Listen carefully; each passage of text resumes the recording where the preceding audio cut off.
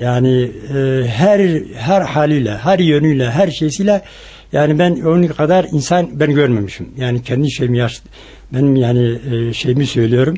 Onun kadar böyle ciddi, öyle böyle yani böyle sadık, böyle dürüst insan ben görmemişim.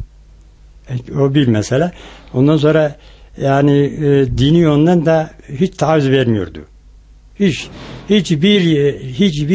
Hiçbir ne mesela makam sahibine, ne mesela aşiret sahibine veyahut da Allah Resulü ne demişse onu söylüyordu.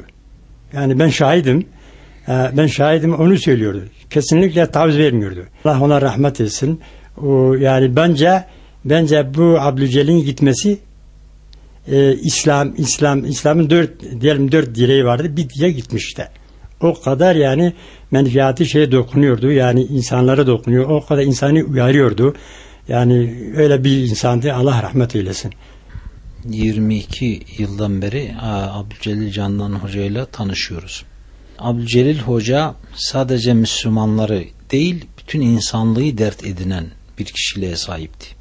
Çok okuyan bir tipti. Herkes biliyor ki işte Van gibi bir ilde bütün o kadar alimleri veya akademisyenleri toplasanız onun kitaplara yaptığı yatırımla belki bir iki daire alınabilir. Yakın çevresine, uzak çevresine sürekli okumayı tavsiye eden bir insandı. Ve sürekli kitap tavsiye ederdi. Onun tek yatırımı bu dünyada kitaplarıydı. Bir de onun dert edindiği meselelerden biri de İslam alimlerinin gerçekten veraset görevini yerine getirme çabalarıydı. Yani alimlerin hakikaten Resulullah'a varis olmaları gerektiğini düşünüyordu. Çünkü önemli dertlerinden bir tanesi de İslam'ı ve Müslümanları hurafelerden korumaktı. Yani İslam'ın özüne ve ruhuna ulaşmaktı.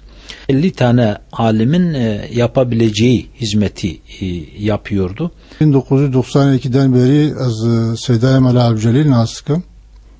Tabi ayet hadis kumu araştırmıştır. Godi istikamata İslam'ı Rabbil Alemin göreve insan çava ve imtihana dünyaya da çi görevse insana yüklemiş giriyor. Resulullah Aleyhisselatü Vesselam'ı hayata peygambere kuma kondiye çava darbastı ba. Gerçekten imtihana xo em şahadın huzura Xuda Resulullah Aleyhisselatü Vesselam'da göreve xo dört dörtlük dürüst aynı şekilde ligori ayet ve hadise hareket kır. Bölgeme de işkak bu. Yani yok ki çava şavkak bed memleketime de vusa riya elinde Mela Abdülcelil vusa mı dedi. Tekci Allah için ku sadık bu ve samimi bu dava Xuda Resulullah Aleyhisselatü Vesselam'da bu şekli az mecbur ve mücahist kır. Ayrıyeten görevi emri bil maruf nehi anil münker. Zaten hayata peygamber açıka kitab-ı suhuf nazil buna görevi insana emri bil maruf nehi anil münker. Likudri vakti ku Abdülcelil runuşt hiç cümleye ki dünyayı usa bahanaki usa boş barna da. Bir müfessir desek evet müfessirdir. Muhaddis dersek evet muhaddistir. Fakih dersek fakih bir insandı. Tefsire, hadise ve fıkha gerçekten vakıf bir insandı. Kendisi hayatı boyunca bu ümmetin yaralarıyla yaralanmış ve bu ümmetin şu anda asrımızda en büyük yaralarından bir tanesi de Kur'an ve sünnetten kopup bid'at ve hurafelerle olan bir İslam inancına son derece hocamız karşıydı.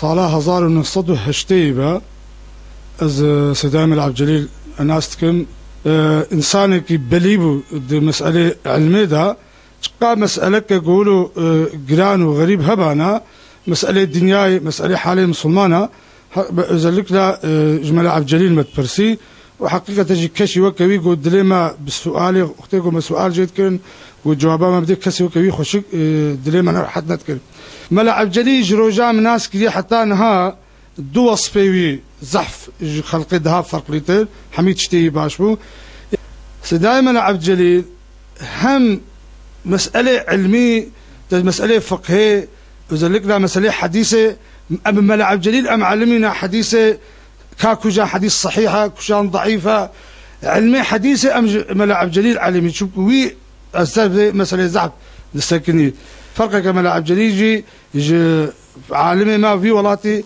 farkayek je ebu zahf araştırmacı bu. Abdülcelil Hoca'nın alimliği yanında gerçekten bir alime yakışır en önemli özelliği mütevaziliğidir. Amilliğidir. Yani ilmiyle amel eden kişiliğidir. Dolayısıyla hem sıradanlığı mesela hiç kibir ve riyaya yer vermemesi ve ömrünün hemen hemen bütün hayatını İslami hareket içerisinde geçirmesi ve mücadele içinde yer alması onun en belirgin özelliklerinden bir tanesidir.